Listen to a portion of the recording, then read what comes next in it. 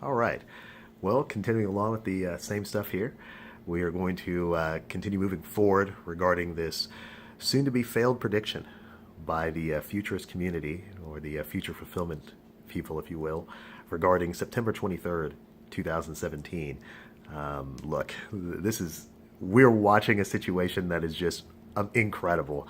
Individuals are really taken by this.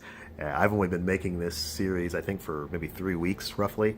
And even inside that time period, there's more and more videos regarding this event that is not even anything that's coming on September 23rd, 2017. And look, man, um, they just can't see it, I guess. The Bible is loaded with imagery language. It is the biggest issue in the Bible. If you are not able to interpret imagery language in the Bible, you're lost, man. If you're not able to see the imagery that's being referred to all over the Bible and able to interpret that imagery language, you are going to come to some very, very strange conclusions. And that is why I so confidently tell you September 23rd, 2017 is nothing.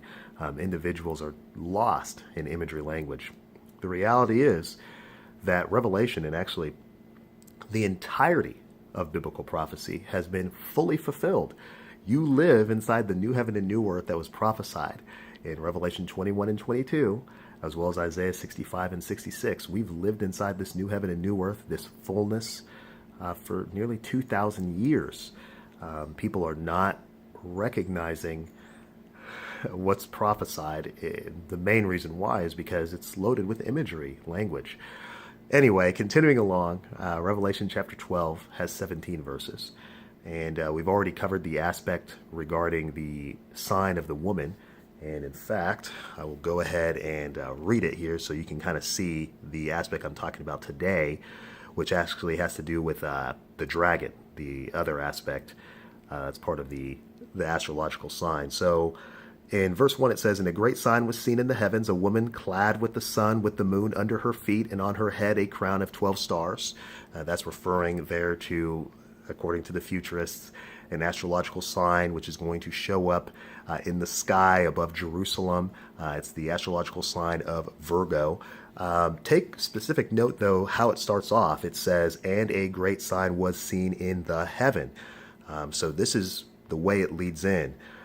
I've noticed that in a lot of these videos, people are not mentioning the dragon at all. Now, some people are, and I really can't discount that. Some other individuals are mentioning this dragon, but take note of verse 3, okay, which is where the dragon is introduced. It starts off by saying, "And another sign was seen in the heavens, and see a great fiery red dragon having 7 heads and 10 horns and 7 crowns on his head." So look, it introduces itself in nearly the exact same way. It's a sign that's seen in heaven in both instances.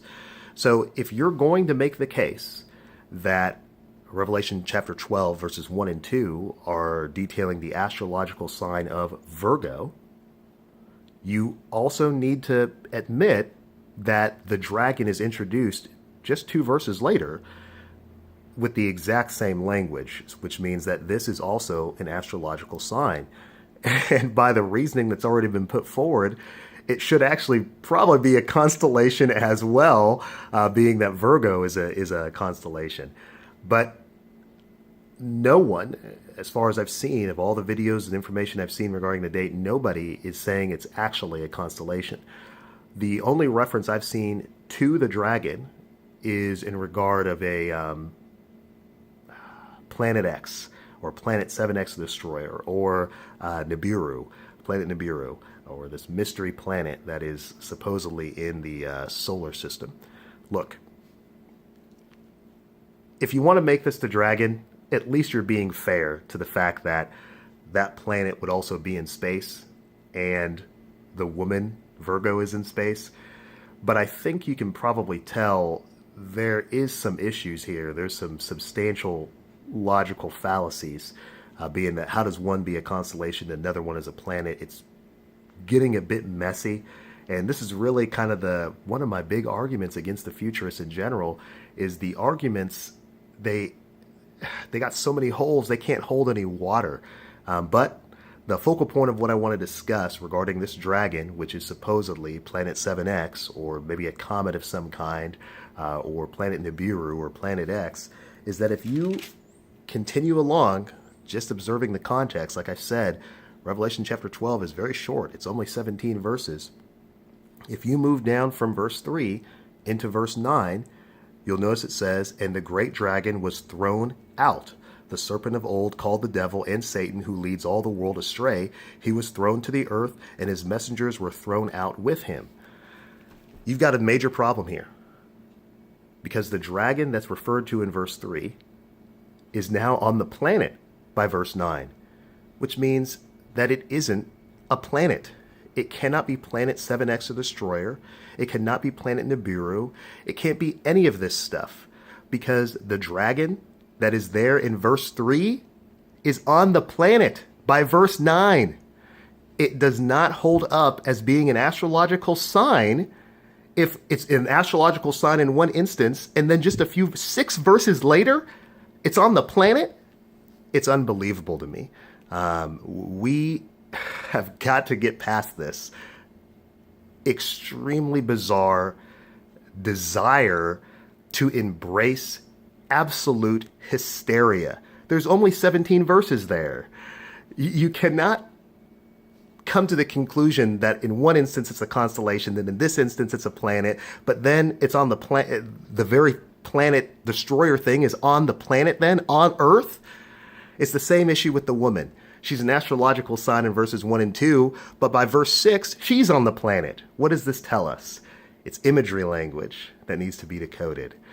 So like I tell people all the time, the entirety of biblical prophecy has been fulfilled. What's difficult for people to get past is imagery language. It's the result of us not knowing how to interpret imagery language.